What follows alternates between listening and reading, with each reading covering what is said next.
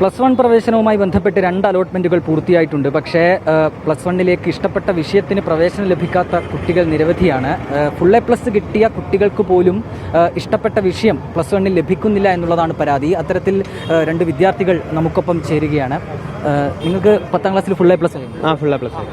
ഇതുവരെ എവിടെ സീറ്റ് കിട്ടിക്കില്ല. ഫസ്റ്റിൽ വന്നിക്കില്ല, സെക്കൻഡ് അലോട്ട്മെന്റിൽ വന്നിക്കില്ല. അതാണ്. ഏത് വിഷയത്തിനാണ് നിങ്ങൾ കൊടുത്തേക്കുന്നത്? സയൻസിന്. അത് എടുക്കാൻ വേണ്ടിയിട്ടാണല്ലോ കഷ്ടപ്പെട്ട് പഠിച്ചത്. എനിക്ക് അത് തന്നെ വേണ്ടേ, അതുകൊണ്ടാണ്. 2 അലോട്ട്മെന്റ് കഴിഞ്ഞിട്ടും വന്നിട്ടില്ല? ഇല്ല, ഇതുവരെ ഒന്നും വന്നിക്കില്ല. ഫസ്റ്റിലും വന്നില്ല, സെക്കൻഡിലും. നിങ്ങളുടെ കാര്യം ഇതേപോലെ തന്നെയാണ്. എവിടെയും കിട്ടിയിട്ടില്ല. ഫുൾ A+ വാങ്ങിയിട്ടും ഇങ്ങനെയാണെങ്കിൽ ചെയ്യാം. അതുപോലെ ഉറക്കം കഴിഞ്ഞ് പഠിച്ചിട്ടും എവിടെയും സീറ്റ് കിട്ടില്ല. സയൻസിന് തന്നെയാണ് ഞാൻ കൊടുത്തത്, കിട്ടിയിട്ടില്ല ഇതുവരെ. എന്താ ഒരു സാഹചര്യം എന്താണെന്ന് വെച്ചാൽ ഫസ്റ്റ് അലോട്ട്മെൻറ്റ് വന്നപ്പോൾ രണ്ടാമത്തേൽ കിട്ടുന്ന ഒരു പ്രതീക്ഷ ഉണ്ടായിരുന്നു. ഫുൾ A+ വാങ്ങിച്ചാലേ കിട്ടുന്നു. അപ്പോൾ രണ്ടാമത്തെ അലോട്ട്മെൻറ്റിലും ഇതേ സാഹചര്യം തന്നെ വരികയാണ്. ഇനിയിപ്പോൾ എന്താ ചെയ്യേണ്ടതെന്ന് അറിയില്ല. ഇനി 3rd അലോട്ട്മെൻറ്റ് വരെ ഉള്ളൂ, പിന്നെ സപ്ലിമെൻ്ററി ആണ്. 3rd അലോട്ട്മെൻ്റ് ആണ് മെയിൻ അലോട്ട്മെൻറ്റ്, 3ാമത്തെ ഘട്ടം വരെ ഉള്ളൂ.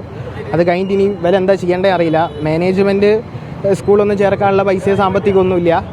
ഇനിയിപ്പോൾ എങ്ങനെയാണ് മുമ്പോട്ട് കൊണ്ടുപോകുന്നത് അറിയില്ല. ഇനിയിപ്പോൾ എന്തായാലും ഇവരെ അലോട്ട്മെൻറ്റ് കൊടുത്തേക്ക്. ഇനിയിപ്പം നാളെ മറ്റന്നാളും കൂടിയുള്ള ആ അലോട്ട്മെൻറ്റ് കൂടി കഴിഞ്ഞാൽ ഇനി ഒരു സാഹചര്യം മുമ്പ് കാണാനായിട്ടാണ് ഈ സമരത്തിൽ. ഇനിയൊരു വിദ്യാർത്ഥിക്ക് പോലും ഇങ്ങനെ ഒരു അനുഭവം ഉണ്ടാകാണ്ടിരിക്കട്ടെ എന്ന് മാത്രമേ പറയാനുള്ളൂ.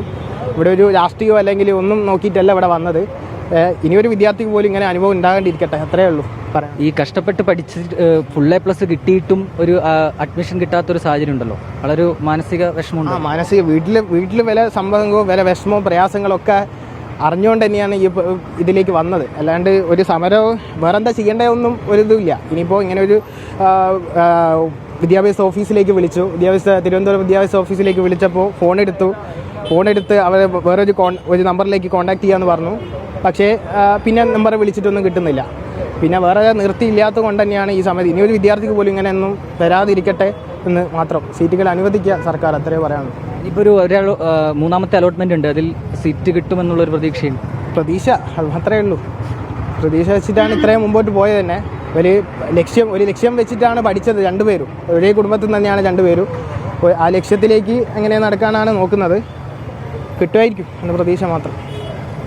ഏതായാലും 3ാമത്തെ അലോട്ട്മെന്റ് വരാനുണ്ട്. ആ അലോട്ട്മെന്റിൽ സീറ്റ് ലഭിക്കുമെന്നുള്ളൊരു പ്രതീക്ഷയിലാണ് ഈ വിദ്യാർത്ഥികളുള്ളത്.